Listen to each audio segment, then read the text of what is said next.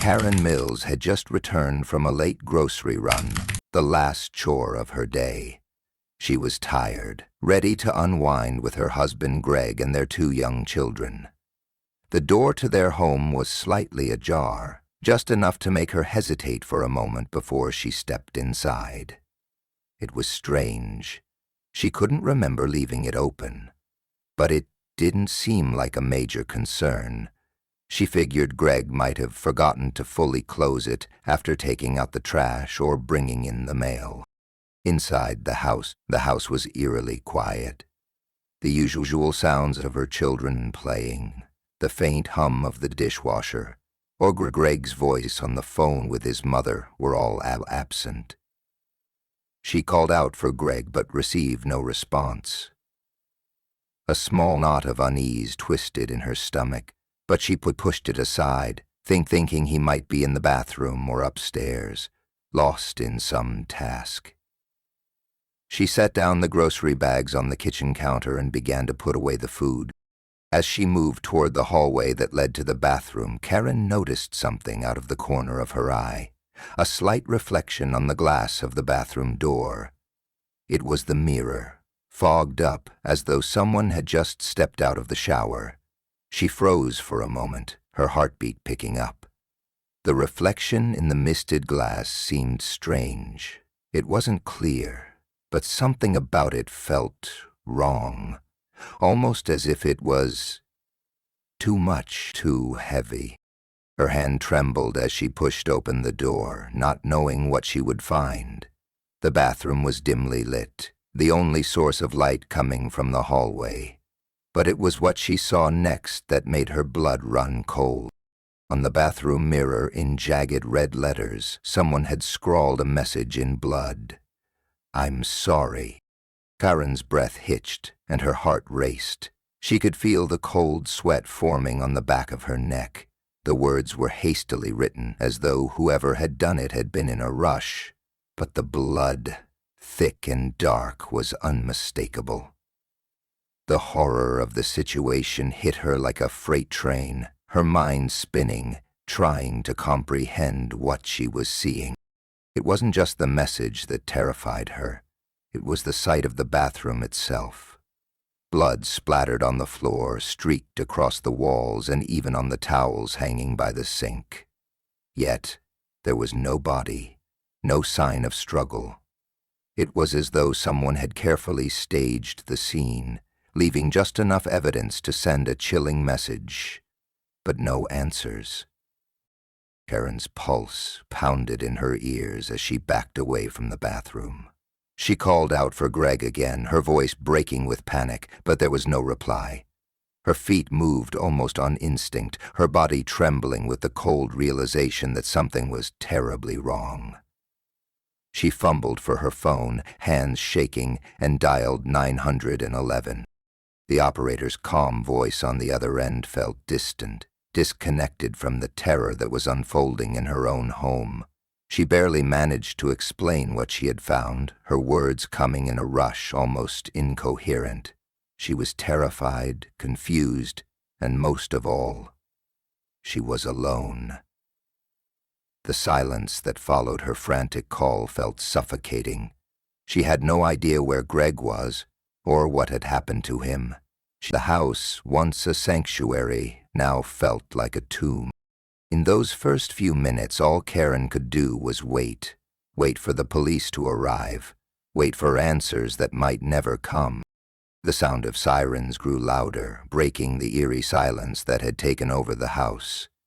Karen stood in the living room, hands trembling as she gripped her phone, staring at the door like it might open by itself. The police arrived moments later, their uniforms sharp and their expressions serious.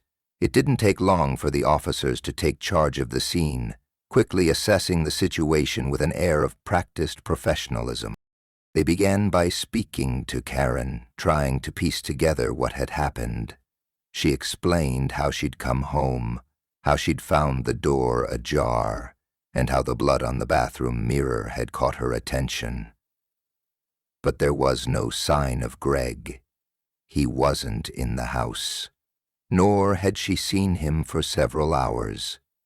Her voice quivered as she described their life together, their routine, their children, how they had never fought or experienced any kind of tension that would suggest something like this could happen. As Karen spoke, the detectives began their own search of the house. They moved from room to room, examining every corner, taking notes, and speaking to each other in low voices. The blood in the bathroom seemed deliberate, as though whoever had left it wanted to send a message, but there was nothing to suggest a struggle. There were no signs of forced entry, no broken windows or doors. The house looked untouched, save for the bathroom. It was as if whoever had done this knew the home intimately, as if they belonged there. When they finally reached the master bedroom, things began to take a darker turn. Greg's things were still there. His clothes were neatly folded in the dresser, his shoes lined up by the bed. His wallet and keys were on the nightstand, untouched. But there was no sign of him. It was as though he had simply vanished, leaving everything behind. The detectives continued their questioning, and Karen's nerves grew sharper.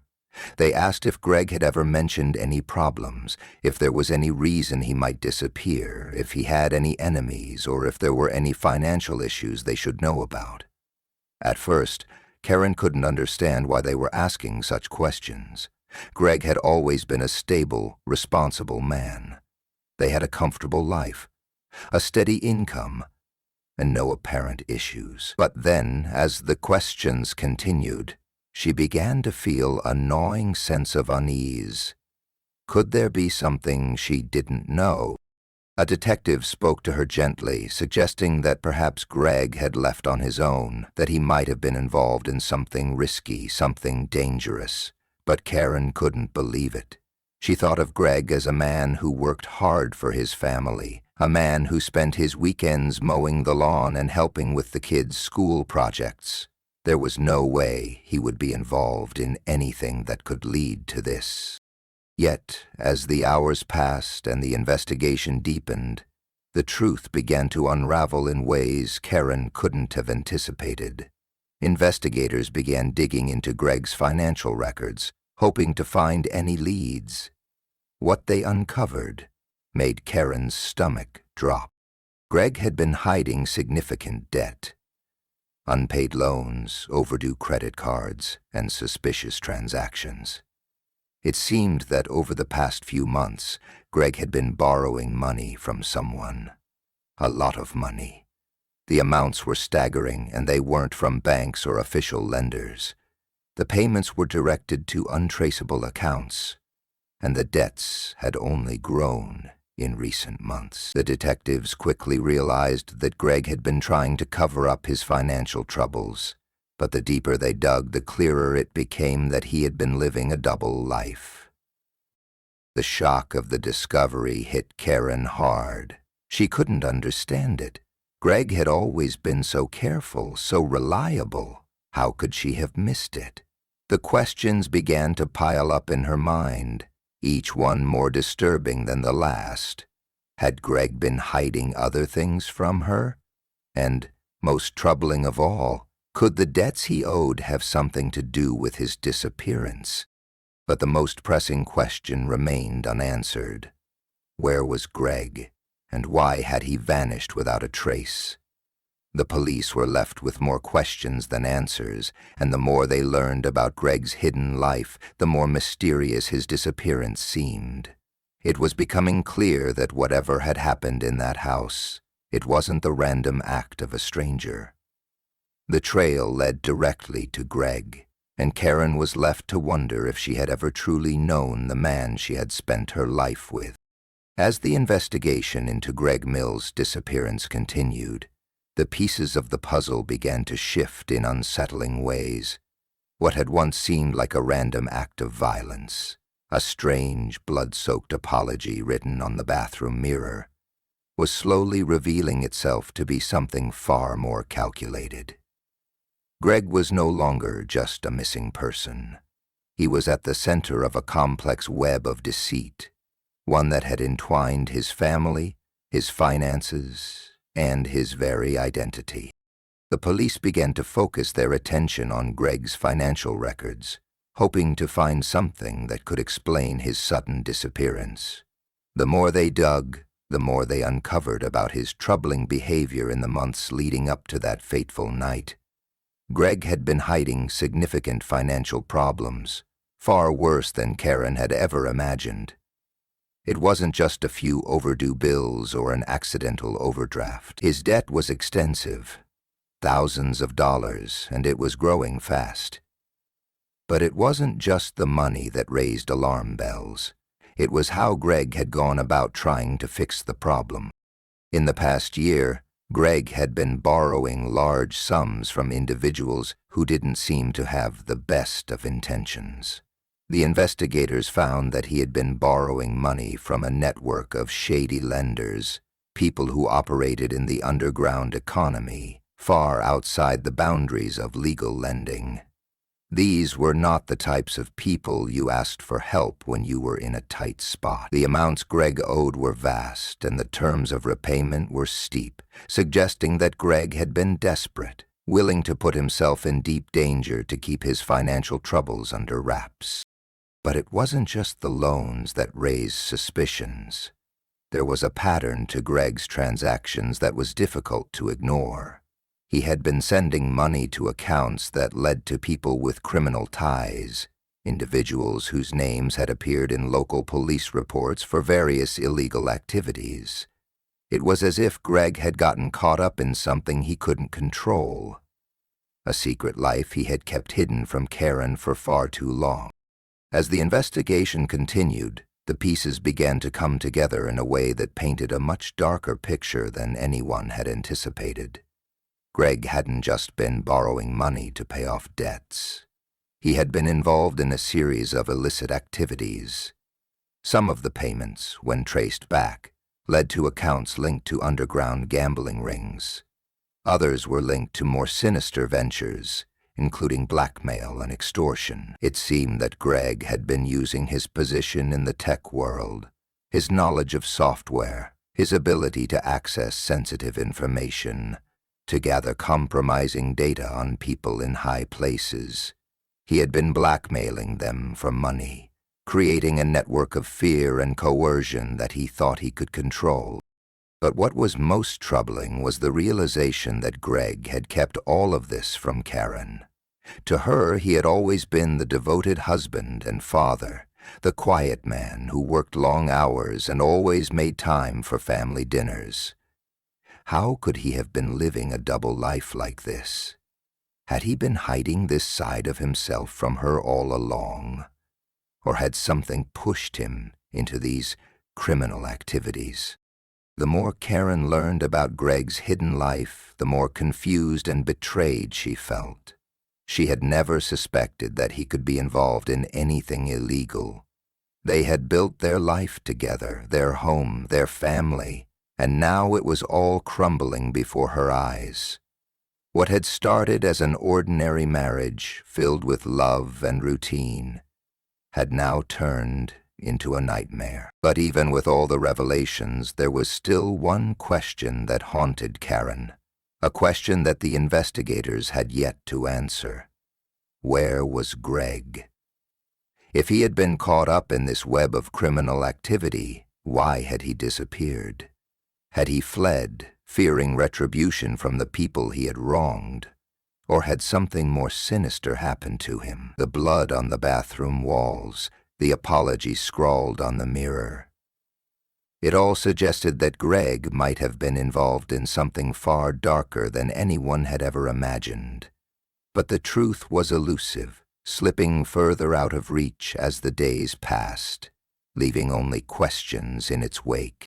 And then, as if to add to the mystery, another disturbing detail came to light. Greg's phone records, when examined, revealed a string of frantic text messages sent in the hours before his disappearance.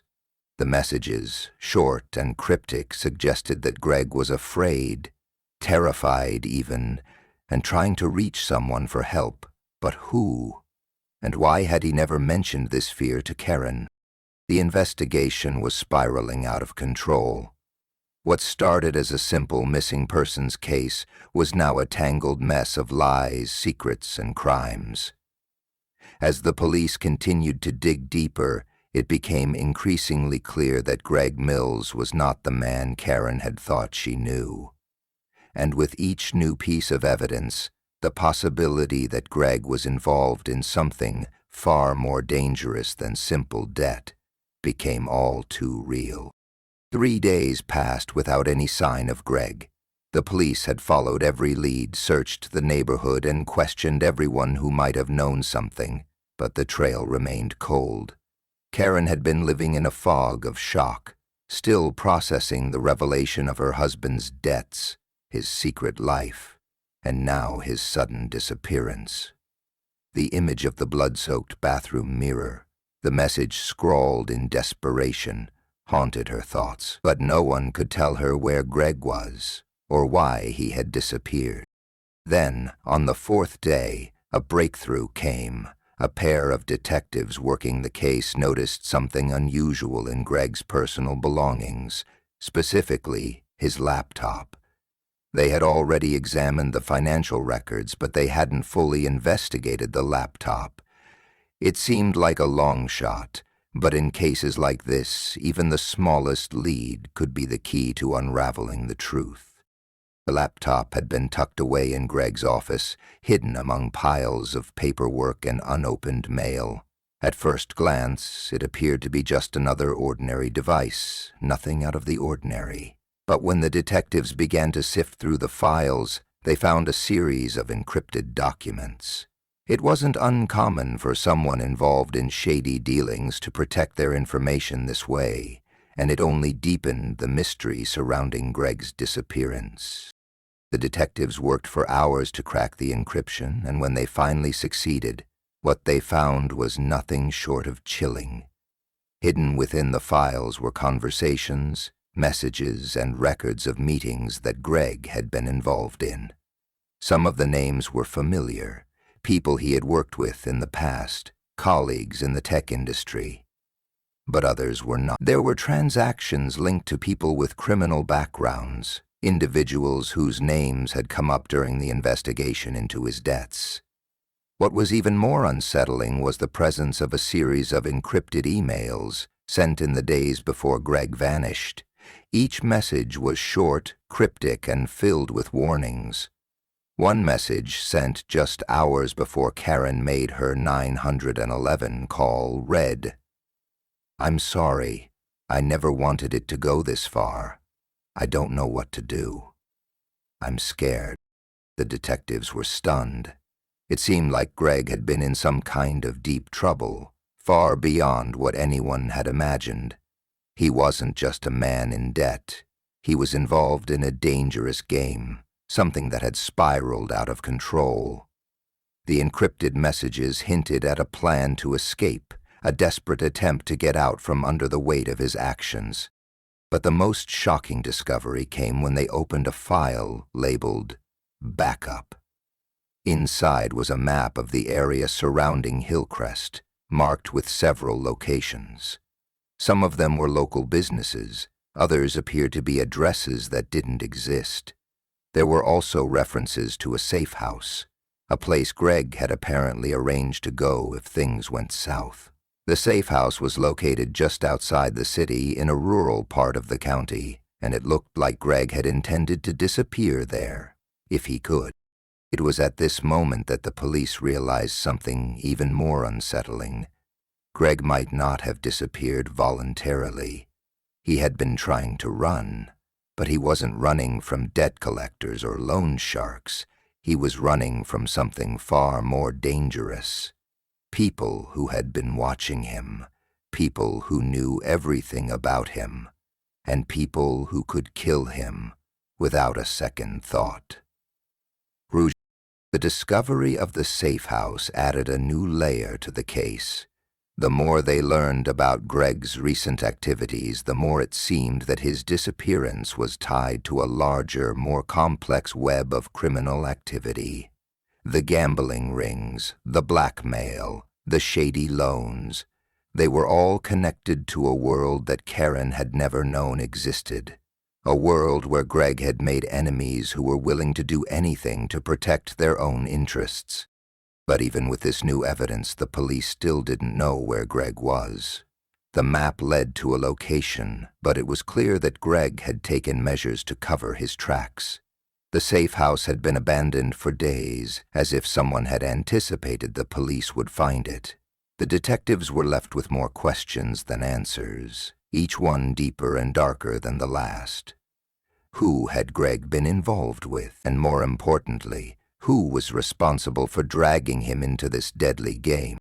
The further the police dug, the clearer it became that Greg's life had been a facade, one that had hidden a series of crimes and dangerous relationships that had ultimately led to his disappearance. And now, with each new lead, the possibility that Greg Mills wasn't the victim but the architect of his own fate grew stronger. But if Greg was responsible for the situation he found himself in, who had taken matters into their own hands? And was he still alive? The mystery deepened by the hour. Just as the investigation seemed to be closing in on the truth, another unexpected twist occurred that threw everything into further disarray. After days of combing through Greg's hidden life, the police finally located a lead that would send the case into a new, disturbing direction. Greg Mills had been found, alive, and hiding, just a few towns over.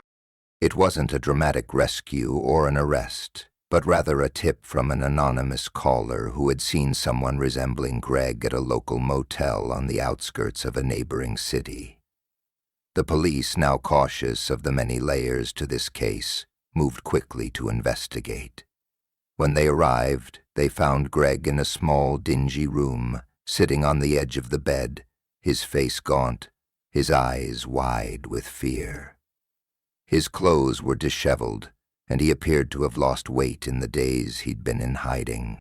Greg didn't resist when the police brought him in for questioning, but his answers were slow and disjointed, as though he had been in a daze.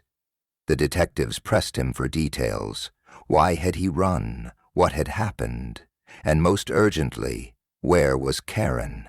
But Greg seemed to be holding back, as though unsure how much he should reveal. How? At first, Greg's story seemed like the expected one. He was terrified, afraid of the people he owed money to.